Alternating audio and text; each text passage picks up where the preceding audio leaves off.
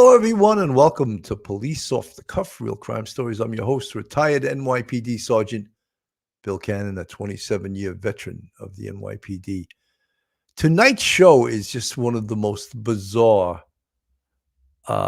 murder cases that I've ever seen or heard of. It always amazes me, and even though I did this for a living for 27 years and I was in homicide for 10 years, when you make the field of which these cases occur in the whole country, some very bizarre things occur. And here we have not even a love triangle, a husband and a wife, and with a 4-year-old daughter, and they bring in a 21, 22-year-old pair from Brazil to take care of their child. I guess both of them work. And what happens invariably is the husband starts having an affair with the Brazilian au pair. And apparently the husband had a history of infidelities and had mentioned to another one of his infidels, I guess, I don't know if that's the proper usage of that word, that they could be together if he could just get rid of his wife. So this wasn't the first time that he thought of this. And this case is extremely, extremely convoluted, extremely complicated. Yet law enforcement in Virginia did an outstanding job with this case. And we're going to get into it tonight. And we're going to look at where the case is now and where it's going to.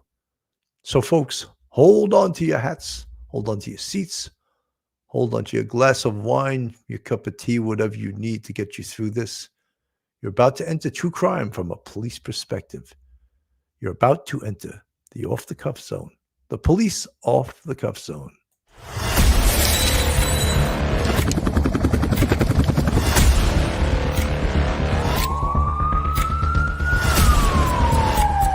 There has to be some common sense. They were the ones who called 911 to get him help, and now they're calling for change.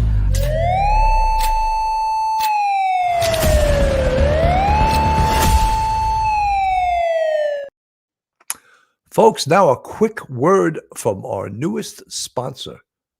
BetOnline is the world's most trusted betting platform and your number one source for everything football. BetOnline has every stat, every matchup, and even live odds and spreads to bet on during the games. Think you know your stuff? Get in our over $200,000 mega contest and pick 5 games against the spread every week for your chance at weekly prizes and a share of $200,000. When the game is over, head on over to our online casino and get in on a game of blackjack or poker, or unwind with one of our over 150 slots games. Head to the website today to get in on the action. Bet online. The game starts here. So, folks, as I said, this case is extremely convoluted, and who better to work this case with me tonight than retired NYPD Sergeant, Professor at Albertus Magnus College in Connecticut, attorney. Welcome to the show, Professor Mike Geary. Mike, welcome. Good evening, William. Thank you for having me on. This is a great case. I can't wait to get into it. It is a great case, but you know something, when you look at it from the perspective of investigators, they're thinking, of course, a good homicide investigator from minute one, from day one, has to think that this case is going to go to trial. And we got to make sure we cross our T's and dot our I's, because it's a complicated, very complicated case. And a case, the more complicated, the easier it would be for an attorney to raise doubt, to create doubt, which, of course, the prosecution has to prove their case, as you know, as being an attorney, beyond a reasonable doubt. And right now, there is a lot of doubt. There can be a lot of doubt in this case because it's so convoluted. Let me just play a quick piece from the local news station, and then I'm going to put you on, and you're going to give us a little bit of a timeline. Okay. Tonight in a double murder in Reston. We've been following this for more than a year now. 7 news cameras capturing the arrest of Brendan Banfield, accused of killing both his wife and another man. And it's all connected to an alleged plot with the family's au pair, pictured on the left, who has been behind bars. Our Liana Golden is live outside the home tonight. And Liana, the case playing out like a true crime movie. Yeah, Scott, you could certainly say that it is. Police telling us today that Brendan Banfield has been living in his home here behind me in Reston at the end of this cul-de-sac ever since his wife's 2023 alleged murder. And now today, 570 days later, he was taken into custody for not one, but 2 murders that allegedly also took place in this same home. And we're learning he worked for the IRS and is accused of killing a man with his IRS service weapon. 39-year-old Brendan Banfield. I don't know what just happened there. An image Police Chief Kevin Davis says was a long time coming. I suspected, I had a feeling that there was a lot more to what met the eye that morning. The morning of February 24th, 2023, when Christine Banfield was found stabbed to death alongside Joseph Ryan, who was shot and killed inside the Banfield's Reston home. Probably a day hasn't gone by that I haven't thought about the victims in this case. Until today, prosecutors had only charged the Banfield's au pair, Juliana Perez Margulies, who was also living in that home and allegedly having an affair with Brendan. She's been behind bars since last October, accused in the murder of Joseph Ryan. But today, police confirmed what they'd been working 19 months to lock down. Brendan Banfield is also accused of shooting Ryan, in addition to stabbing his wife. I will not describe our victim Joseph Ryan's relationship with anyone involved in the case at the moment, because this investigation continues. Although the chief couldn't dive into detail, our news partners at WTOP are reporting via court documents that Ryan met Christine through an adult fetish website that someone created on her laptop, and that's what brought Ryan to the home that night. Now we're learning that Brendan worked for the Criminal Investigation Division of the IRS, and police say that he allegedly shot Ryan with his weapon from the IRS. Now we're told that he will be arraigned here in the next 24 to 48 hours with a trial date to be set soon after. The au pair's trial date still set to start in November. Now the Banfields have a 4-year-old daughter. She was 4 at the time of that double murder. We're told tonight that she is in the hands of family and that she's doing okay. So it's right away, you can see the convoluted nature of this case. And you want to explain it a little bit more to our audience, Mike? Yeah, you got Brendan Banfield. He's an IRS agent. He's an armed IRS agent. So he does criminal investigations. He lives in a beautiful suburb of Washington, D.C. called Herndon, Virginia. And it's a beautiful, as you can see, upper middle class area. He's got a beautiful wife and he's got a 4-year-old child. And so he's got a nice area. It looks like he's very, very successful, but he does have a lot of issues with fidelity. And he and his wife, Christine, end up hiring the au pair, Ms. Margulies, probably within about less than a year of the start of that relationship. He begins, we know, at least as far back as 2002, an intimate relationship with her. And at some point, she probably tires of the relationship the way it is. Maybe she wants more. He doesn't want to lose. If he divorces his wife, he's going to be paying alimony and child support for many years. And he doesn't want to lose his home, his status in the community or anything like that. So he and Ms. Margulies cook up a scheme by which they can, dispose of the wife, get her out of the picture. And then the two of them will probably, they believe, live happily ever after in the wife's home, in the Banfield's home. And that's where it starts to go downhill, because then it gets very convoluted into how they try to, do this, pull this off. As a law enforcement officer, he does have some, knowledge of how the local police work. And he has to figure out a way to pull this off and make it look like he's the hero so that he won't be suspected of actually killing anybody, murdering anybody, he's going to look like the hero. And it all falls apart.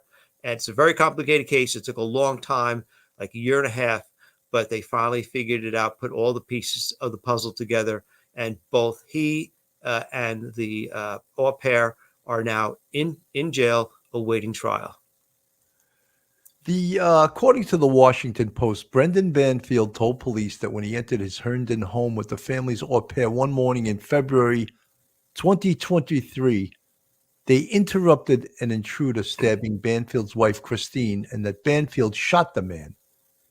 Fairfax County prosecutors said this last week, but paramedics found their bodies moved and repositioned, the prosecutors said, with the man's arm seemingly smeared with Christine Banfield's blood and crossed in a position he could not have achieved after being shot fatally in the chest. As paramedics worked to save Christine Banfield, her husband didn't even ask about her. Instead, Brendan Banfield asked if the man, Joseph Ryan, had a pulse, because he was the one witnesses who could describe the series of events if he lived. He did not live. Prosecutors revealed a series of new details about the double homicide in a quiet residential neighborhood and the actions that have occurred in the 19 months since. The au pair, that's her up on the screen, Juliana Perez Magalhaes, 24, was arrested and charged with murder in October of after admitting firing one shot at Ryan, 39 years old, of Springfield. Chief Fairfax Circuit Court Judge Penny Azzocotti ruled Thursday that she would allow cameras in the courtroom after court TV and other blah, blah, blah, blah. Anyway, that doesn't matter. But what does matter is this tale that they wove. So what this entailed was the au pair concocting this email that she sent from Christina Banfield's laptop to this BDSM site. So setting up this whole thing in motion where this man, Joseph Ryan, came to the house believing that Joseph Ryan, believing that Christine Banfield was a player in this fetish site. And that's when the whole diabolical plan was put into play by these two, by Brendan Banfield and Juliana Magalhaes, the 23-year-old au pair and the husband who was doing the most dirty deed any husband could do in setting up the murder of his wife. But think of how convoluted this situation is and how much investigation is necessary. When we talk about, well, how did the paramedics know that the bodies were moved? How did they know that? And we're going to show you or explain somewhat, and neither Mike nor I are experts in crime scene or crime scene recreation, but one of the things I can tell you is this is undoubtedly one of the ways they did it. It's called blood stain spatter analysis. And why it's is important because of the circumstances of the crime, the direction, DNA testing. So the direction of the blood spatter. How are the blood patterns created? The velocity of what's used to create the pattern, directionality, size, and mass. And you're able to rebuild the scene, photos, laboratory. This is what some blood spatter looks like. And you can see the one on the left, the smears. Obviously, if the bodies were in a certain place and they were moved or dragged, there would be smears on the floor indicative of that. And because the weapons used here were A, a knife, and B, two different guns, there would be something called high velocity bloodstain pattern analysis, because a gun creates a very little pinprick. Maybe I could show it on this. This isn't quite good, but you can see those little pinprick. That's not from a gun. But I don't have a good example of it here. But because of the speed that a bullet travels, it makes a little pinprick blood stain. But then you will have a knife, and a knife leaves, of course, bigger stains because the blood is going to pool. And maybe I could pull this up on here. You can see a drip stain, a splash pattern, a flow pattern, a pool pattern, which many of those things could be present in a knife attack. And this is how the EMS workers, they knew right away on the scene, these bodies were moved. So right away, they're suspicious. And then, Mike, this to me, this is one of the craziest parts. The husband shoots Joseph Ryan. And then he's not dead, Joseph Ryan. He tells the au pair to go get the second gun. Go get the gun that's in the safe. And she goes and gets the gun that's in the safe, and she shoots Joseph Ryan in the chest, killing him. What the hell was that all about? Why did the Brendan, the husband, why did he tell the au pair to go get another gun and to shoot him? And I'll tell you what my theory is, but what is your theory, Mike? Billy, I think that I'm not really sure. You probably have a much better theory, but I think when he had this all planned, getting the setup with the BDSM, having somebody come over. It could have been anybody. He just needed a human body to kill in that house. And I think probably in the heat of the moment when the killings went down, he probably was so jacked up on adrenaline, it wasn't thinking. Perhaps he shoots first. I am sure he shot first and then wanted her to shoot also. Because he wanted her to be much more involved, perhaps, just in case something hit the fan, and he could give her up. She could give him up, whatever it happened to be. There's no honor among thieves. And perhaps he was freaking out because Ryan may have survived. And rather than pump a second bullet into himself, he decided that he also has to take care of the wife. She's there. Once the shooting starts, that wife is there, and she doesn't realize it, but she's going to die too very shortly. He had to take care of the wife. I think he wanted Margulies to get her hands dirty and take care and finish the business with Ryan. I'm not sure, but I'm kind of leaning that way right now. But you probably have a much better theory of what happened. Well, to tell you the truth, I think in a nutshell, very simply, he was trying to pin the whole thing on the au pair. And it's probably very clear that he's the one that stabbed his wife to death. Oh, yes, he did. Yes. Yeah. And then he wants her to be involved in this so she wouldn't be able to be a witness against him. That's right. So he gets her involved by having her fire the shot that killed Joseph Ryan. Really, the innocent person in this case that was, he was from a fetish site and he was summoned to go to this location under false pretenses and used in a whole murder plot that is just almost beyond belief. Deadly love triangle case out of Virginia. A once loving father and husband is now arrested for his wife's murder. Prosecutors say it's all because he was having an affair with the family's live-in nanny. And she's involved in all this too. Investigators arrested her nearly 1 year ago, and she's already set to go to trial this fall. There's a lot to unpack with this case, and for that, we'll turn to expert attorney Randy Kessler. I'm Sierra Gillespie, and this is Law and Crime News. Now, this is a story we've been covering for about a year, but the crime dates back even farther than that to winter 2023. It happened in Herndon, Virginia, about 35 minutes outside of Washington, D.C. That's where the Banfield family lived. Husband Brendan, wife Christine, and their 4-year-old daughter. Also living in the home, their au pair or live-in nanny, then 23-year-old Juliana Perez Megales. It was 7:49 a.m. on February 24th, 2023, when investigators say a 911 call was made by Juliana Perez Megales' phone. There was an issue with the call and dispatch didn't get any information. But 13 minutes later, another 911 call came in from the same phone. But this time, it was 38-year-old Brendan Banfield on the line. When first responders arrived on the scene, they found Christine Banfield with several severe stab wounds. They also found 38-year-old Joseph Ryan, who was pronounced dead on the scene. Ryan's connection with the family is still somewhat of a mystery, which we'll get to in a minute.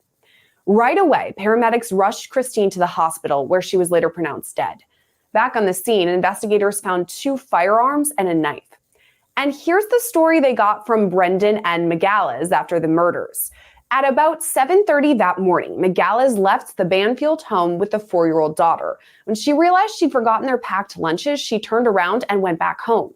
McGallis says she arrived to find a car she didn't recognize in the driveway. Together, McGallis and Brendan Banfield say they went to the 2nd floor of the home, and that's where they say they found Christine with serious stab wounds. They say Joseph Ryan had attacked Christine, so Brendan sprang into action and shot Joseph Ryan.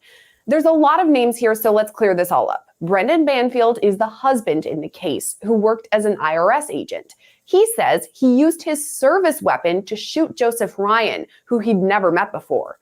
After the shooting, Joseph Ryan was still alive, so Brendan allegedly told McGallis, the au pair, to grab another gun so Joseph Ryan could be shot again. As detectives dug deep, That makes absolutely no sense. Exactly. That makes no sense whatsoever, except what I just said, is that he wants to bring her into it because he was the one that killed the wife. There's no doubt.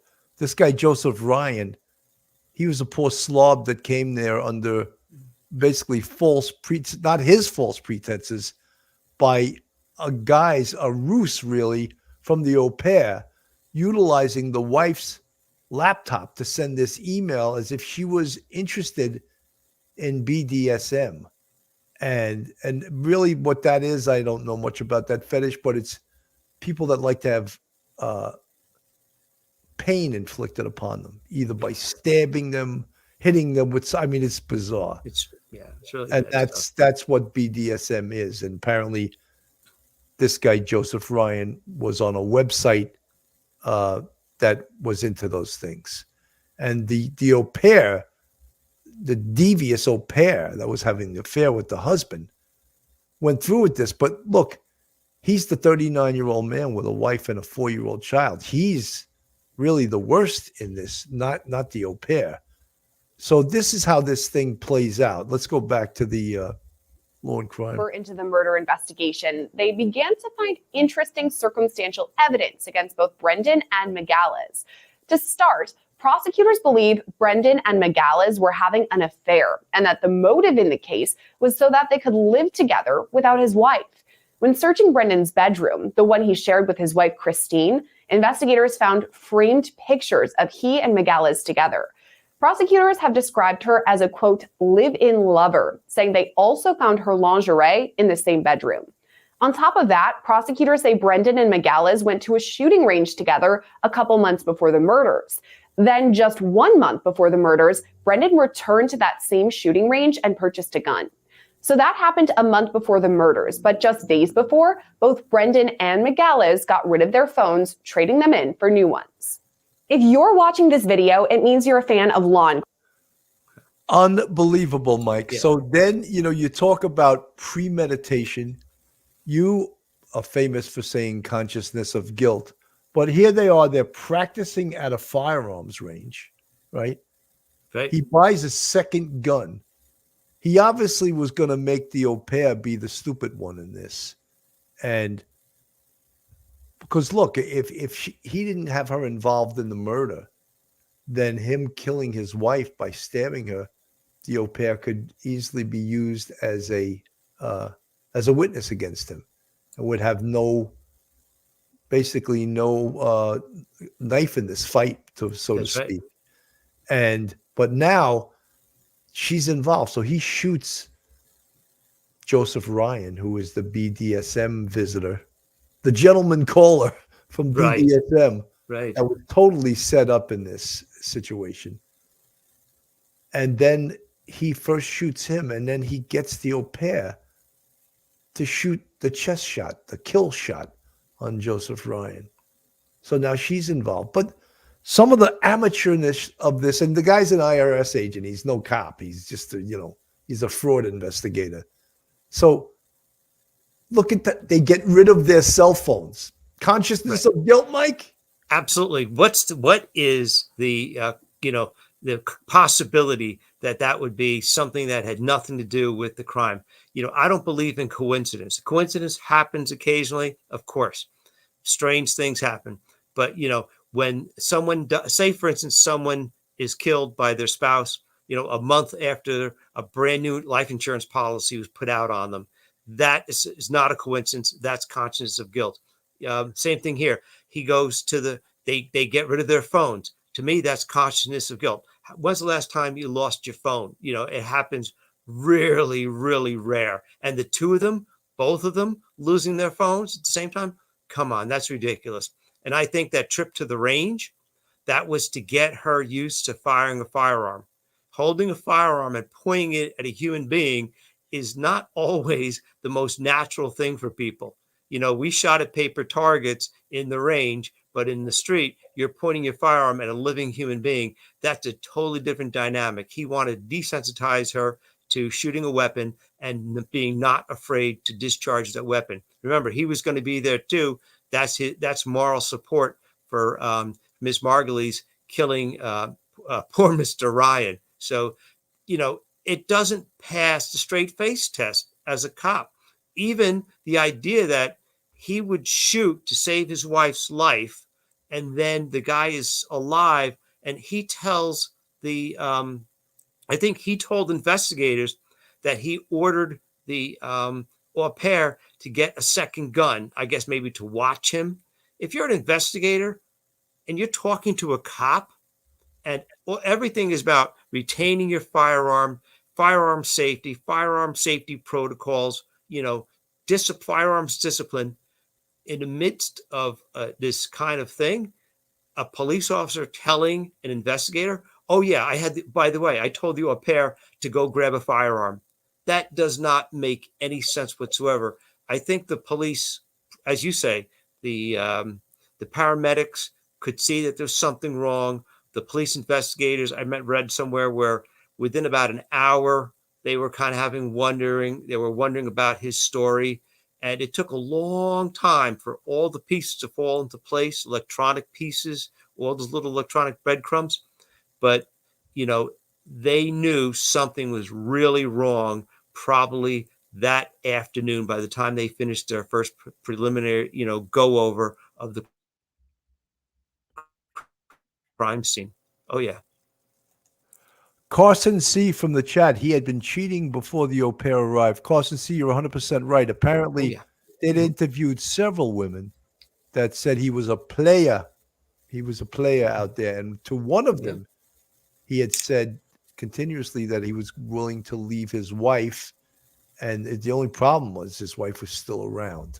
So almost implied that he would get rid of his wife for her. So he was a player, this guy. He was not a nice guy. But some of the things that we noticed, he also was an amateur criminal because he just did some stupid things. It clearly appears to the investigator, and I'm not in any way saying that this was an easy case to solve. It's totally not. And now the court presentation of this case is going to be really difficult because you can see from the perspective of a defense attorney, they can poke holes in this case so easily. However, in the case of Juliana Margulies, how about her creating this fake persona of the wife and sending an email to Joseph Ryan? Might she even be cooperating now for potentially to get a manslaughter charge? And with the defense, perhaps that she was manipulated by this older man, and she, they want him more, I think, than they want her, because he is the most diabolical and devious guy here. So let's talk about it here. Their phones. They Yeah. both communicated by text message the way all these idiots do, right? Mhm. GPS in their phones the morning of this crime, which would have been on February 24th, 2023. Let's get the time frames. Yeah. Let's get them together. Mike, give us the time frame. Yeah. According to what we know so far, about 7:10 in the morning, he leaves the house. Okay. He's supposedly leaving the house. And because he reports to work normally at 7:30 in Washington. So he's got like a half-hour drive. But he doesn't go to Washington. He drives to a few miles to a nearby McDonald's. Okay. Well, who is he going to meet? Stefan Stearns? Right. You just wonder, yeah. And maybe they can go to a vape shop afterwards, Yeah. and hang out for a few hours. So he Unbelievable. goes to this McDonald's. I don't think they have him on video, surveillance video going in. He just sits in the parking lot like he's waiting or he's I doing believe, something. Mike, they have him on video being parked in the McDonald's Yes. parking lot. Yes. Exactly. But normally you go to McDonald's, you go there to get something, a cup of coffee, even just something, drive through something. He doesn't. He sits there and he's just sitting there for a while. And so around a little bit after 7:10, after he's gone, Ryan, Joseph Ryan shows up at the house. I believe at that somewhere around that time, Magalese lets him in to the house because he's not going to burglarize the house.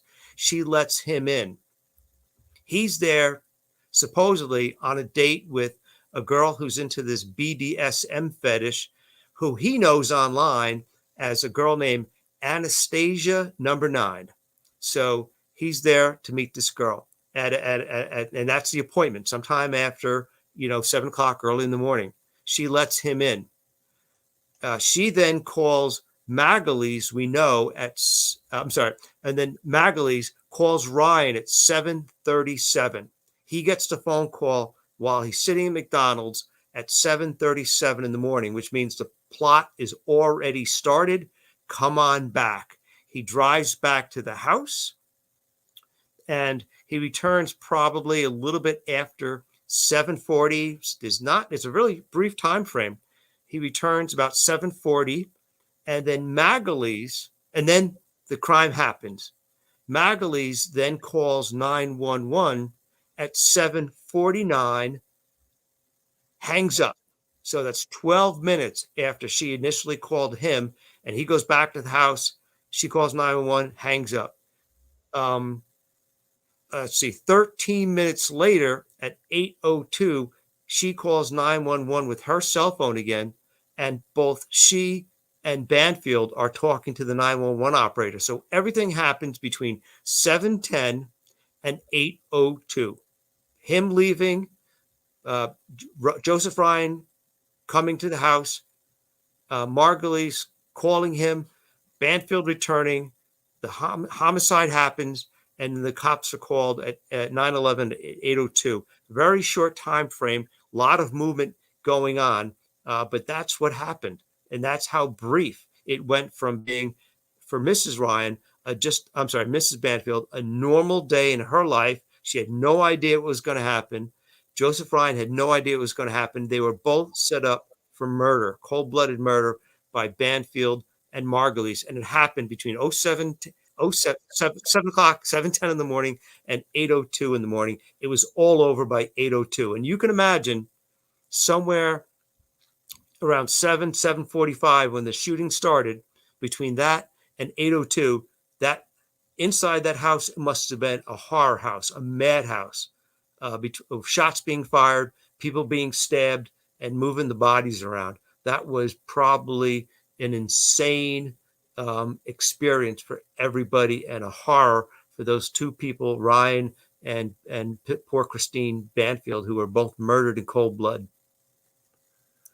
Expert bloodstain pattern and forensic analysis helped investigators pursue charges against a Virginia husband accused of killing his wife and another man at the married couple's Fairfax County home Earlier this month, a grand jury indicted Brendan Banfield on charges of aggravated murder in the February 2023 killings of Christine Banfield and Joseph Ryan. At the time of his arrest, which occurred more than a year after the incident, Fairfax County Commonwealth's attorney Steve Descano said new information found in officials' investigation was instrumental in securing today's indictment, but he declined to elaborate further. During a Friday bond hearing, Deputy Commonwealth Attorney Eric Klingon said police received in August 2 definitive reports from expert forensic investigators who spent more than a year reviewing evidence. Klingon said the reports were foundational in supporting prosecutors' theory that Ryan and Christine Banfield's bodies were moved and repositioned after they were fatally wounded.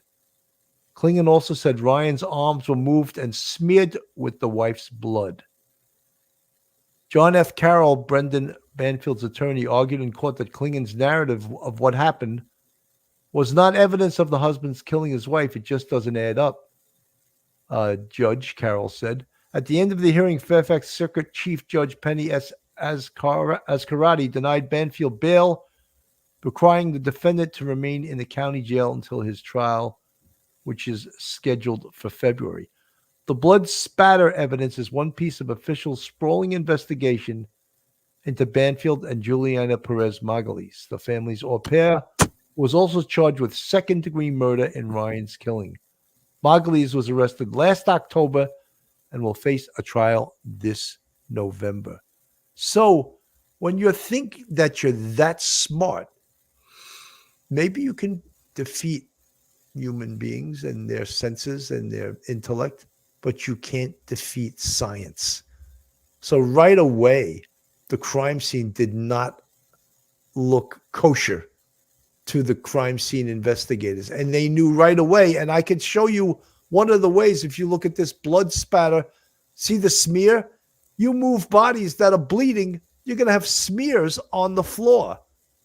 And that you don't have to be a blood stain pattern analysis expert to see a smear. And these different types of blood stains, pooling of blood. So they analyzed this crime scene.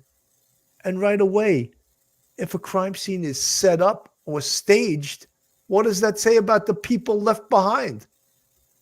They did it. They did it. The survivors did it. Yes. That's right. They did it. This guy that they tried to make it appear, this Joseph Ryan, that he stabbed Christine Banfield with a knife, and then he gets shot twice by the au pair and by Brendan Banfield. It doesn't pass the smell test. It's a whole bad look, Mike.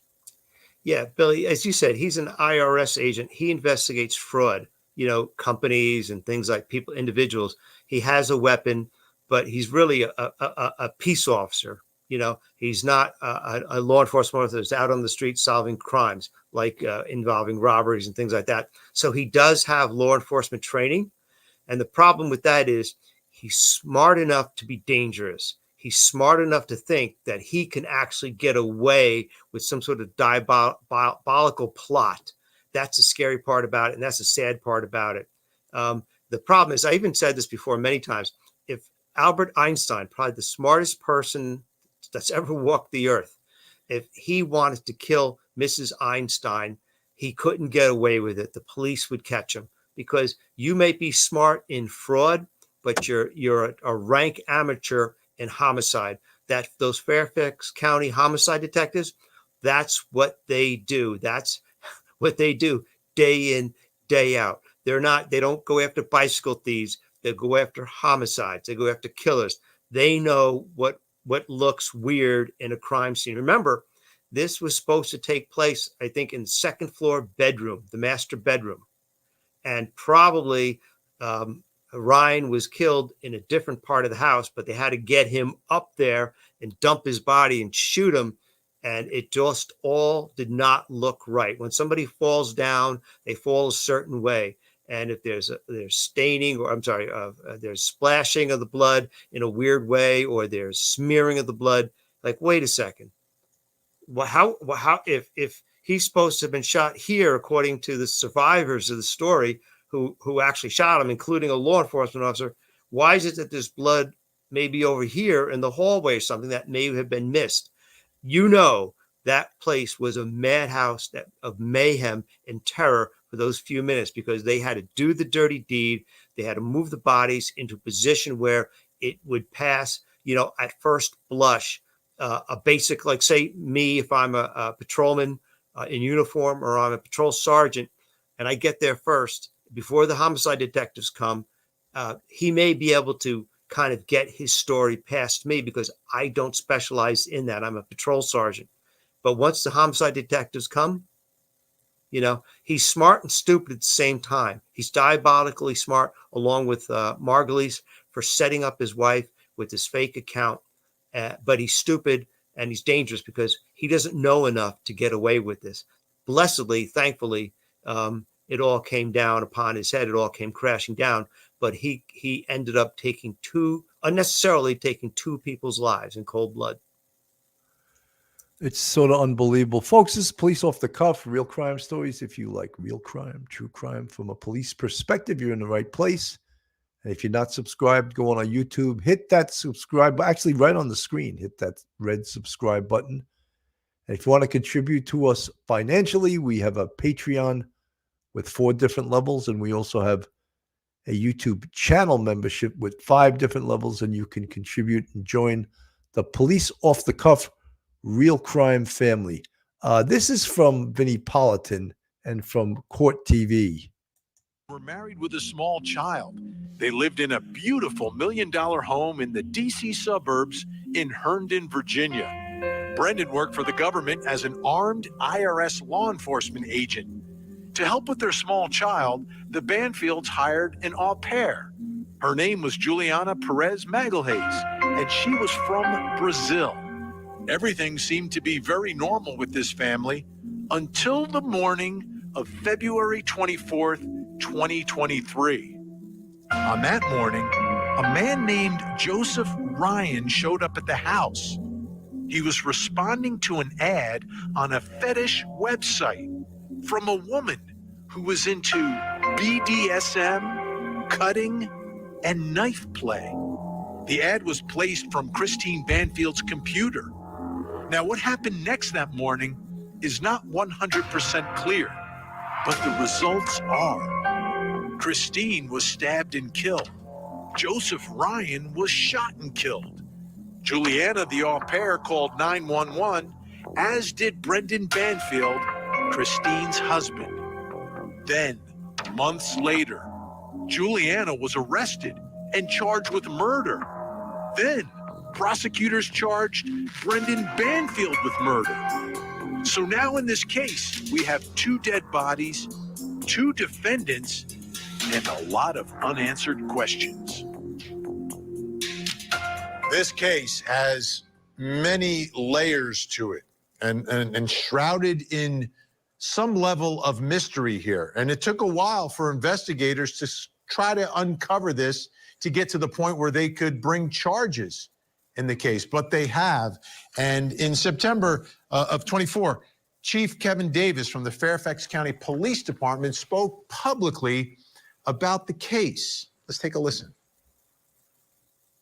On February 24th, 2023, I stood in the middle of a cul-de-sac street in Fairfax County and described the deaths of 2 persons inside of a residential home. Now, 570 days later, we know the deaths of Joseph Ryan and Christine Banfield are both, in fact, murders. As you are aware, we charged Juliana Margulies with the murder of Joseph Ryan on October 13th, 2023. She remains in custody and awaits an upcoming trial. As described by Mr. Descano, we are today announcing aggravated murder charges against Brendan Banfield for the murder of his wife, Christine Banfield, and Joseph Ryan. To be clear, Brendan Banfield, then 38, and Christine Banfield, then 37, were married and living in a single-family home with their then 4-year-old daughter. Also living in the house was the family au pair, Juliana Margulies, then 22 years old. Joseph Ryan, then 39 years old, lived in Springfield, Virginia at the time of his murder inside the Banfield home. Fairfax County police officers responded to a 911 call from within the home on February 24th, 2023. In an upstairs bedroom, we found Joseph Ryan deceased as a result of gunshot wounds and found Christine Banfield suffering from stab wounds. Christine was transported to a local hospital and pronounced dead. We recovered 2 firearms and a knife. We know Brandon Banfield and Juliana Margalis, the family au pair, were involved in a romantic relationship at the time of the murders. I will not describe our victim Joseph Ryan's relationship with anyone involved in the case at the moment because this investigation continues. And like any criminal investigation, our probing of the facts does not end when an arrest is made. This much is clear. We have evidence to now allege that Christine Banfield's life was unlawfully taken and Joseph Ryan's life was unlawfully taken. We are very limited, as Mr. Descano stated, in providing additional details to your many inevitable questions this evening. We will not try this case in a news conference, nor will we compromise the integrity of our ongoing probe and investigation. The detectives, prosecutors, and victim services specialists who still work tirelessly on this case know who they are. To the Benson and Ryan families, a special thank you for your patience and trust. After Brendan Banfield and planned to drive to the National Zoo for a day trip with the Banfield's then 4-year-old daughter. But moments after leaving, she realized she had forgotten their lunches in the refrigerator and turned back to retrieve them. She told police that she saw a man walk in as she looked back at the house. She said she called Christine Banfield, who did not answer. That's the mom, the wife. The au pair next called Brendan Banfield, the husband. After he arrived at the home, he and the au pair and the little girl went inside. The au pair left the girl in the basement.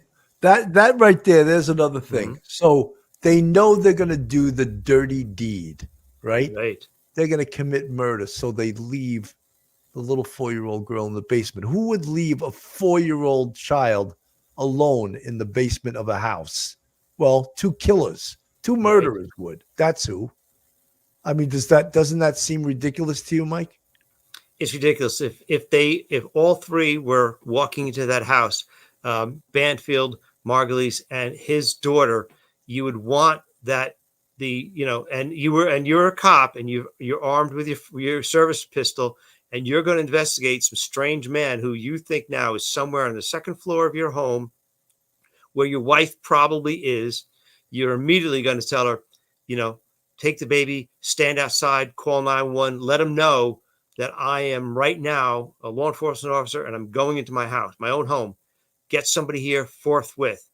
You're not going to have the au pair come drop off the baby in the basement and then accompany you up the stairs. That makes no sense whatsoever. If you have your firearm out, you reasonably believe that there may be some deadly physical force used somewhere in the next few moments. You don't want that baby or that au pair anywhere near, and you want them to get help. Get the cavalry coming as soon as you possibly can. That doesn't make any sense whatsoever from a law enforcement point of view. Absolutely not. Folks are a little bit confused in the chat about au pair. Au pair simply means nanny. I guess that must be French. I don't know. Is that a French au pair? It might be. But it means nanny. It doesn't mean the husband and the nanny together make a pair. It's right. Au pair is another language for nanny, and that's what she does. But so bizarre. Yes, that again, premeditation, sloppy, because you're not thinking of human nature, of what investigators are going to think. Like, oh, wait a minute. So you came in the house and you told the au pair, Juliana Margulies, to go down, drop the baby off in the basement, and then come up and help you kill 2 people. That's basically what you're telling us you did. You know, Right. you're not telling us, but that's what you're telling us by your actions, because you wanted her to help you kill these 2, and you leave the 4-year-old by herself in the basement. I don't think most 4-year-olds would agree to go into the basement by themselves. They would want to, be with the adults. So that's a little bit ridiculous, I think. And again, consciousness of guilt, Mike. Let's play this. Officials said in court, and followed Brendan Banfield up the stairs. The 2 found Ryan Joseph hunched over Christine Banfield with a knife at her throat, is what the au pair told detectives. She also said she saw Brendan Banfield, who's an IRS law enforcement agent, pointing a gun at Ryan Joseph. She then told detectives that Brendan Banfield shot Ryan once while Ryan stabbed Christine Banfield. Brendan Banfield then asked the au pair, I don't know why, to retrieve a Glock stored in a safe in the main bedroom's closet. We discussed that before. That makes absolutely zero sense, except he's trying to get the au pair involved. He wants her to shoot him. So now she's down with it with him. That's right. Because otherwise, when the shit hits the fan, when they get brought in, she's going to be a witness against him. But now she shot Joseph Ryan in the chest. Apparently her shot was the chest wound that killed him. So now who gets arrested first, Mike? Yeah. Margulies gets arrested. Probably to her surprise, she gets arrested first. And she gets arrested in October 2023. Interestingly, when they executed a search warrant on the home, they found her clothes in the master bedroom closet along with Banfield's clothes. So by the time they arrested her and saw that, they knew they had the right person. She wasn't just an au pair living in the other bedroom. She had moved in a couple of months after the killing and become the new Mrs. Banfield, the girlfriend of the head of the house there. And so that really was some really dumb moves, and it just really made its consciousness of guilt. It made her look even more guilty. She gets arrested first, and she's cooling her heels in jail. And Mike, in this picture in the left hand is the picture that's on the dresser in the master bedroom. Mm-hmm. After the wife is dead, I mean, imagine an investigator comes back to do the search warrant or months later and sees this. That just puts another nail in the coffin. Oh, they're now playing house as husband and wife after they killed the wife and they killed this alleged BDSM gentleman caller that was totally set up. That guy was 100% innocent too. Face it, maybe he had some bad habits or some peculiar ones, but he was set up in this whole convoluted murder plot. And the thing is, I do not make light of this at all. Fantastic job by the investigators. And they took their time. And who did they, again, they arrested her first. Yeah. They arrested her first. Now, is the prosecutor and her defense attorney, are they meeting every week to discuss a potential deal? Because I'm sure that they want Brendan Banfield much worse than they want her. Although she's pretty evil too. She's the one that designed this whole plot. She's the one that concocted wrote the email to this poor guy, Joseph Ryan, that set him up to get murdered in their house. So I don't know. Maybe a prosecutor wouldn't want to give her a deal for the fact that she's just as evil. What she did was just as evil as what this guy, Brendan Banfield, did. What do you think, Mike? You're an attorney. You think any deal is in the works? I would imagine a deal is in the works because as bad as she is, and all the bad things that she did, she created. They know electronically that she created that on poor Christine's website. She took a picture that Christine of Christine, a beautiful picture of Christine Banfield in a bathing suit that she wanted to get, that she had given to her husband. She emailed it to her husband so he would always have a beautiful picture of her in a bathing suit, on his phone. He then sent it to Margulies, and Margulies then uploaded it to the website. And so they know that electronically, and that's how much they know, and that's the tremendous amount of the electronic breadcrumbs that were left. But yeah, it's like when here in New York, when they went after John Gotti, the capo dei tutti capi of the mafia, and they had to get Sammy the Bull Gravano to testify because he knows so much about what had gone on. They forgave Sammy the Bull Gravano and gave him immunity from like 15 or 20 homicides. It was actually 19. It was actually 19 murders they forgave. 19. Like, he was actually Mike. He was on our show about 3 or 4 years ago. Yes, he was. 19 murders he was involved in. Yeah, so they forgave him, and he testified against a bigger fish. So I could see a prosecutor wanting the husband, because remember, the husband is also law enforcement. And so you want that person because they should know better.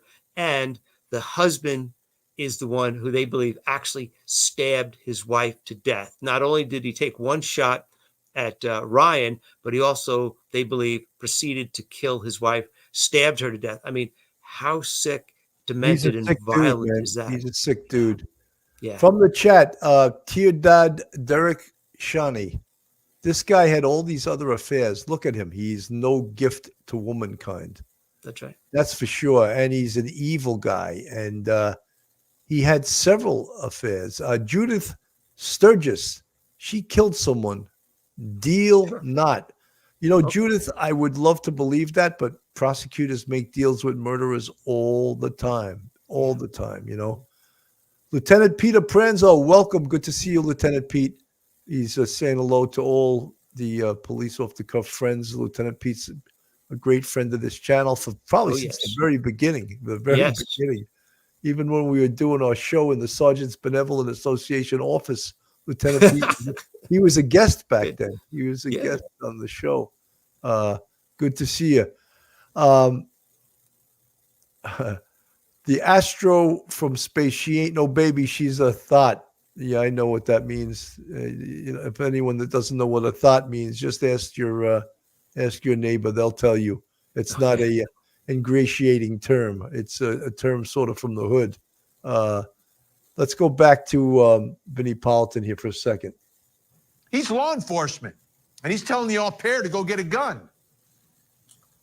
Whew. Anya Kane, Kevin Greenlee. This is some story. This is twisted stuff. You said it, Vinny.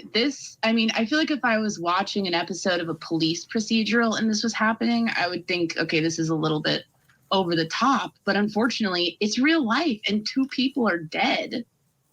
Let me ask you, Chris McDonough. A law enforcement officer sees a man in the bedroom with a knife to his wife's throat. And then he shoots him once and then tells the au pair to go get a gun? That absolutely makes zero sense at all. But, one of the things that I want to point out to everybody, and the professional investigator, the professional law enforcement officer will know, the crime scene is not going to fit your lies. You cannot make the crime scene fit what you say or what you said happened. And in addition to that, you moved the bodies. That says everything. That says you're trying to hide something.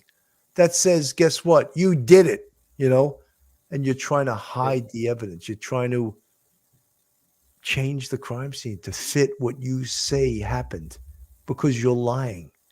And there's an acronym they use in homicide all the time is MOD, M-O-D, motive, opportunity, and desire.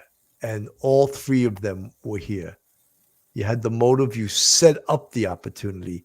And of course, the desire was to get rid of your wife so you could be with this little 22-year-old hottie from Brazil. And you killed your wife over that. But you were a dirtbag to begin with because you were playing around even before that and mentioned to someone else that you would get on with her if you could get rid of your wife. Mike? Yeah, Billy, that's the problem with trying to come up with a story, a concoct a story under a lot of huge pressure. I mean, they thought that they kind of had it worked out. We'll get this guy over here. We'll go back to the house. I'll shoot him, in self-defense of my wife, and I'll be a hero. Don't worry, I'm law enforcement. The cops are law enforcement. They're going to believe whatever, it's, this is a guy protecting his family. I mean, don't worry about it. I got this covered. And it didn't. And when it went down, it didn't go down the way they wanted it to. So they had to move things around, like moving furniture around. They had to move the pieces around to get it to kind of fit a narrative. And then they had to come up with some other maybe slightly different endings to the story to kind of try to fit it and make it all work. And it just doesn't hang. The moment you tell a cop, I don't care if he's a uniformed patrolman, a uniformed sergeant, that you as a law enforcement officer directed au pair to grab a gun out of your safe and point it at the other person, and the person that you just shot, and they shot him. I have to wonder, either you're a lunatic as a police officer or you are lying. The moment I start to think, I don't know about that, that seems kind of far-fetched, the red flags are going up in my head about you. And the moment I see something, maybe as say a you going there as as a detective sergeant in homicide, and you got your guys working, the moment you see something that doesn't look, that's another red flag. And so, the story may have fit a quick, first blush story. You get out to the first responding officer. Yeah, there was this mayhem inside the house, blah, blah, blah. And this is what I did. That may pass for a few minutes. Once the trained homicide detective gets there and everything's calmed down now, and they start asking you questions, and you're looking around and you're like, it's kind of not fitting. Remember, they had to make up that lie. They had to make it up quick, especially because things didn't kind of work out that they wanted. They had to make everything fit a narrative. And even though it couldn't fit, they had to try to make it fit all within about 20 minutes from the time he returns to the home and the 911 call. That's not a lot of time. Again, an initial blush, an initial, bit of information. Some people might not catch all the nuances, but somebody who's an experienced homicide detective is going to say, I don't know, that doesn't fit. That's not how it happened. And that's what happened. Well, Mike, the other thing is, look, investigation, of course, takes time. You're not going to have all the answers immediately. But I would have loved to have been in the initial interviews of these two. Of course, separately, you separate them, right? I would think that the au pair would crack like an egg in an interview because, I don't, and who knows how early on they lawyered up too, Right. They may have lawyered up very quickly, but the story would fall apart. And the other thing is, how about getting rid of your old cell phones? How, come on. That is like a cliche. It's so bad. It is. Oh, they got rid of their cell phones. Oh, how convenient. And law enforcement can still digitally search your phones, get search warrants without your physical phones being present.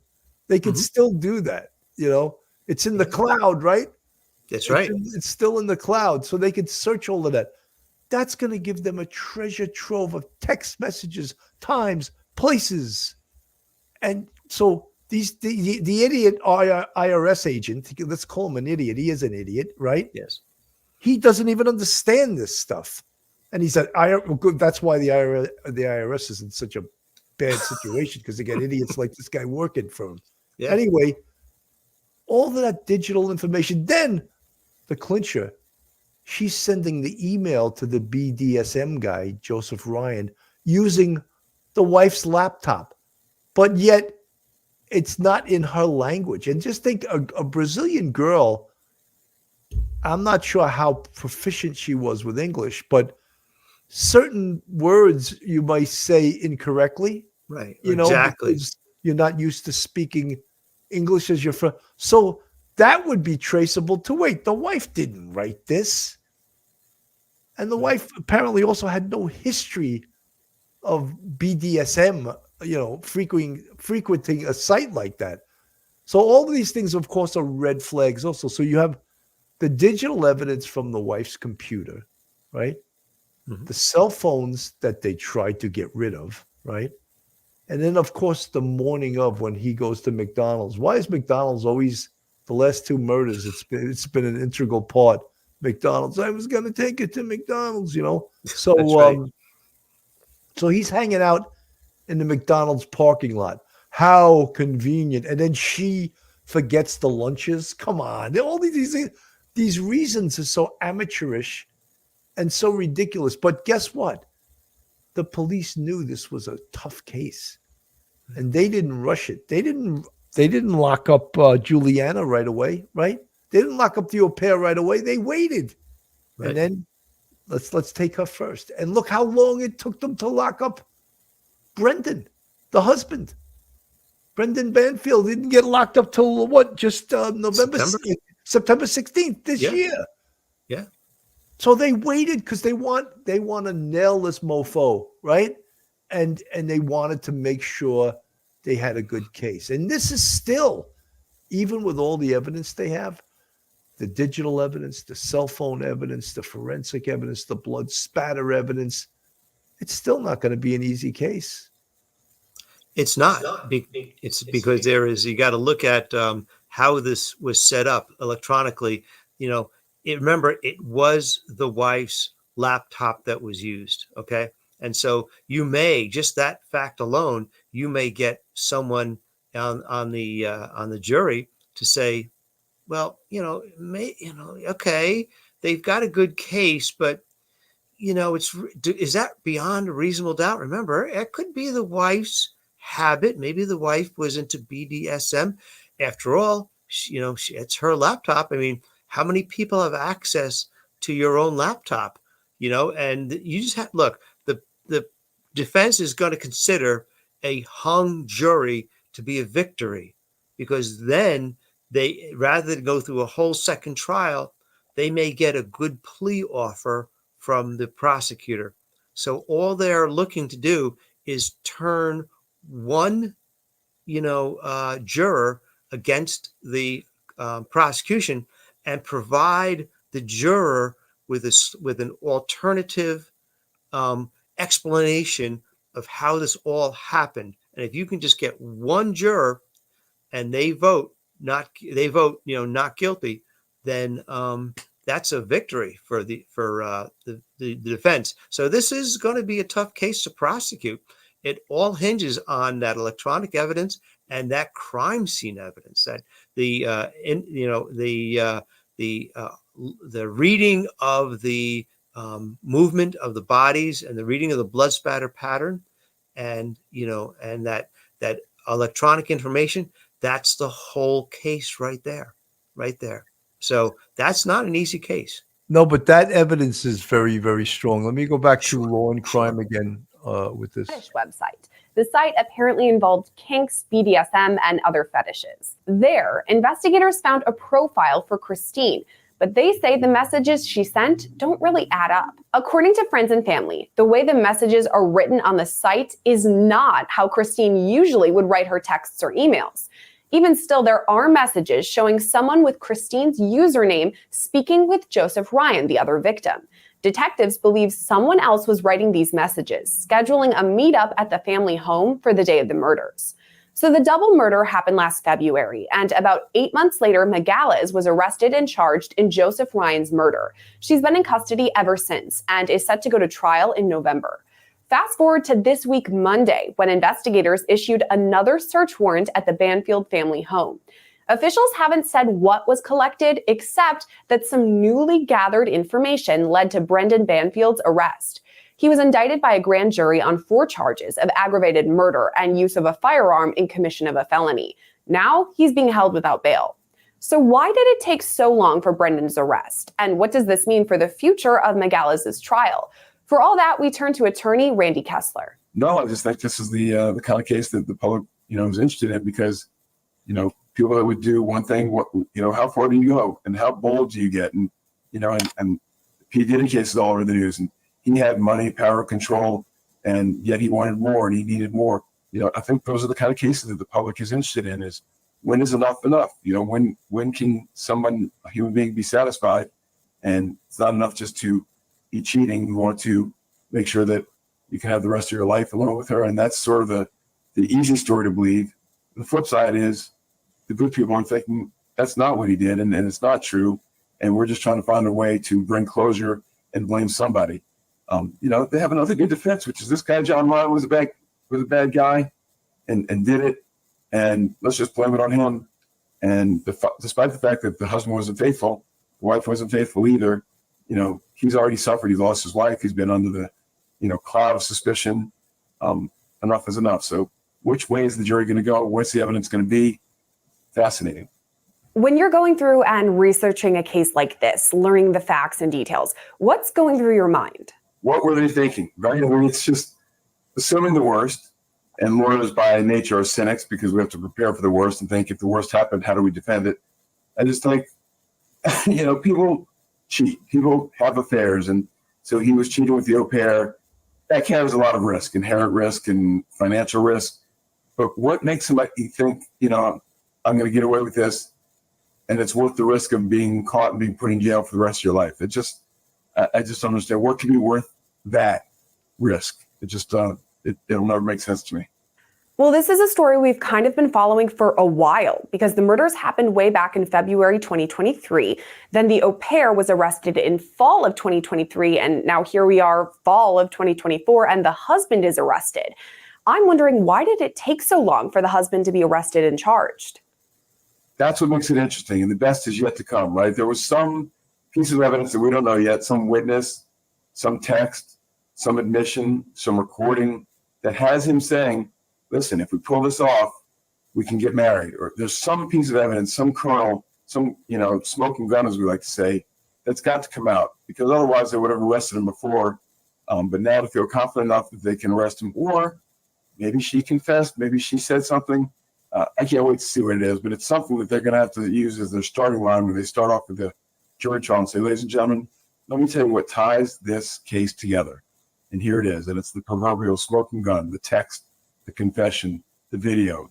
I want to know what it is. Well, investigators have said they do have a new piece of information, some sort of evidence, kind of what you're saying, that helped lead to the husband's arrest, but we don't know exactly what that is.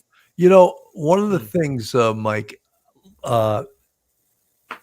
Brendan and Banfield and Juliana Margulies, she's in jail. They're still talking on the phone. So it's very possible this idiot, apparently the last time they spoke, she made a statement like, oh, are you going to stay with me, or now you're just going to leave me because you're trying to separate yourself from me? And he said, shut up, don't talk on the phone. But she already did.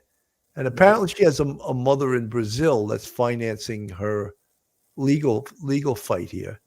And probably the first thing the mother has said to the daughter is to flip on this guy. To flip, he's the one that caused all your problems. And I would think that's what a mother would see. She's probably not seeing the deviousness of her daughter. If in fact she invented this plan with the email to what's his name, to Joseph Ryan, the BDSM guy.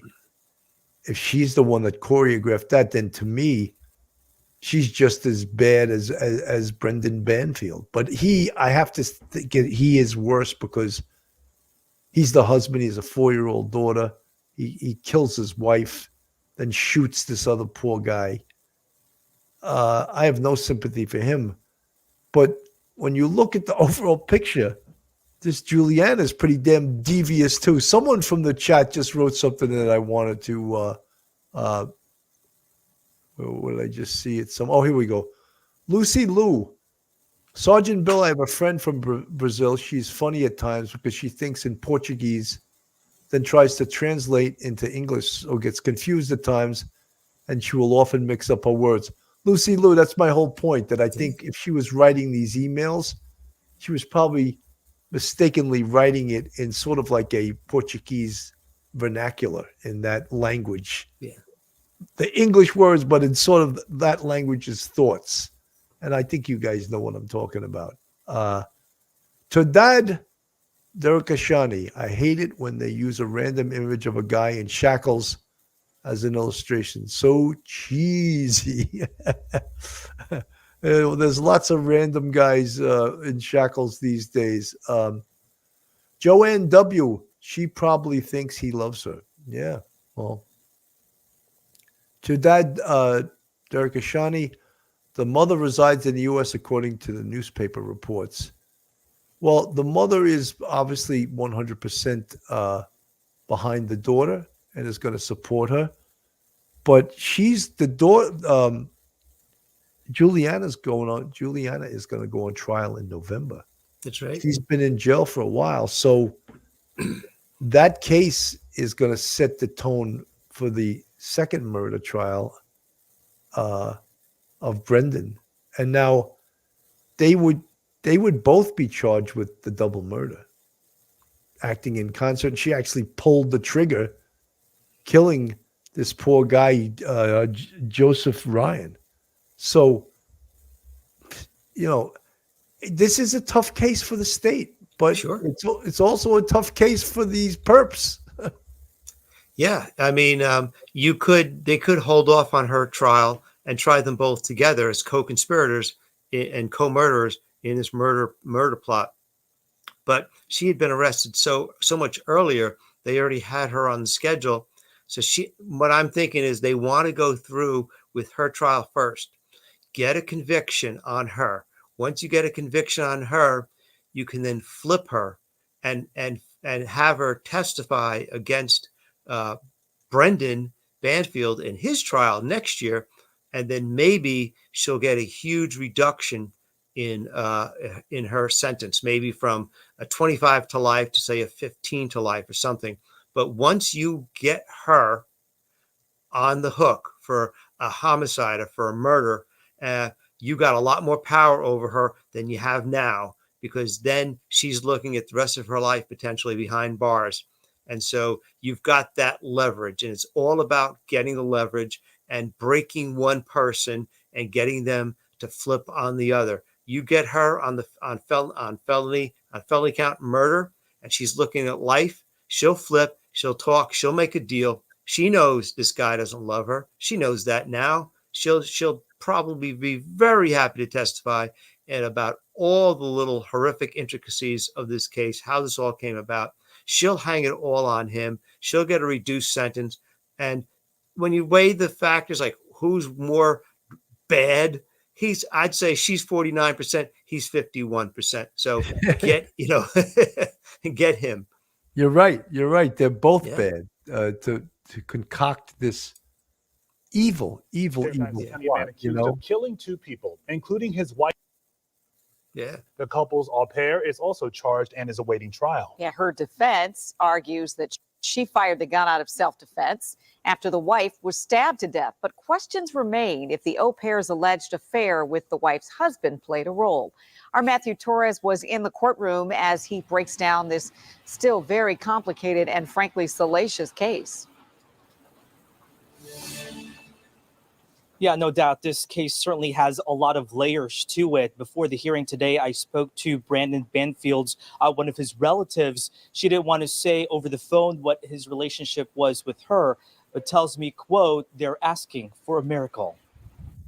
Tonight, residents in this Herndon community still puzzled by double homicide more than a year and a half ago. While no one wanted to go on camera today, they tell WSA9 it's startling how their neighbor, Brandon Banfield, is now charged in the death of his wife, Christine, and Joseph Ryan. Christine found stabbed in her bedroom. Around the bed on the floor was Ryan with 2 gunshot wounds, one to his face. The couple's au pair, Juliana Margulies, is already accused of killing Ryan, and now Brendan, a former IRS agent, now faces 5 charges for both of their murders. We're extremely pleased that we've been able to bring this indictment, as this case has weighed heavily not only on the minds of the chief and I, but on the minds of our community. Brendan and the au pair claimed he shot Ryan after he stabbed Christine. Officials say he told Juliana to grab another gun, which she used to shoot Ryan. They also say Ryan was in the home after responding to Christine on a website for sexual fetishes. But there are questions if Ryan was lured by someone else other than Christine.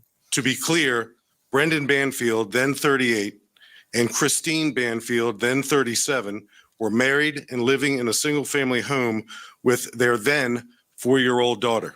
Authorities suggest Brendan and the au pair were involved in a scheme to get rid of Christine. Prosecutors claim they both were having an affair and swapped out their phones for new ones days before the attack, showing records how the two visited a gun range in Ashburn 2 months before the deadly incident. A few weeks later, Brandon bought a gun there, which prosecutors say Juliana used to kill Ryan. 8 months after their deaths, officials say the relationship continued.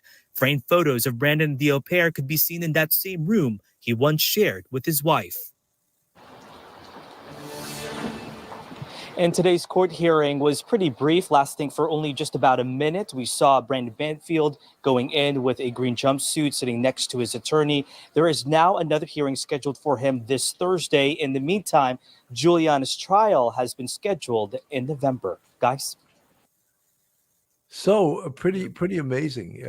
But you know something, it's taken a long time. And I'm sure the families of the victims have probably been saying, when the hell is this case going to go? What's taking so long? And sometimes when the police take their time, they cross their T's, they dot their I's, you'll be happy at the end because they didn't rush anything with this case. Experts have looked at this crime scene, and the experts from the prosecution have agreed that this crime scene was staged. That's not where or how it happened.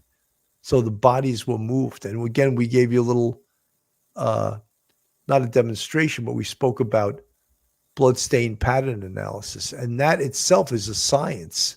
And these little pieces of bloodstain patterns can tell the tale. When a scientist that is an expert in bloodstain pattern analysis describes what the different stains mean. And, you know, like, for example, something like a smear, that happens when a body is dragged. You dragged a bleeding body, and that's what that type of stain is going to be left on a floor, on a surface that the body's dragged across. So science does not lie. People do. Mike? Yeah, Bill, you've probably been in this kind of instance many times where you have probable cause. You can make the arrest, and you go to the district attorney's office and say, look, I want to make an arrest. And they're like, hold off, because you're looking at probable cause as a arresting officer, and they're looking at proof beyond a reasonable doubt when you give them the case and they have to go present it. So they have a different burden of proof. So they want, they want everything. You give them that case and you tell them what you got. And they're like, oh, but give me one more thing. Give me one more thing. I need this. They want everything nailed down, hermetically sealed, so that there's no possible way that this person could ever, be acquitted. So, I'm sure that they could have arrested him instead of September. I'm sure they could have arrested him back in May or June or something like that. But they waited. They wanted a little bit more evidence, and it looks like they got that little last piece of evidence. And then the prosecutor said, "Okay, guys, we're going to the grand jury now. We're going to do it now. We're going to pull the trigger now, and we're going to get them." But we wanted to wait to get that one last bit of evidence. So I think that's a sign of professionalism, and I think it's also a sign of great patience, because everybody wants this guy because they know what he did by this point, and they were just waiting for that little bit of evidence.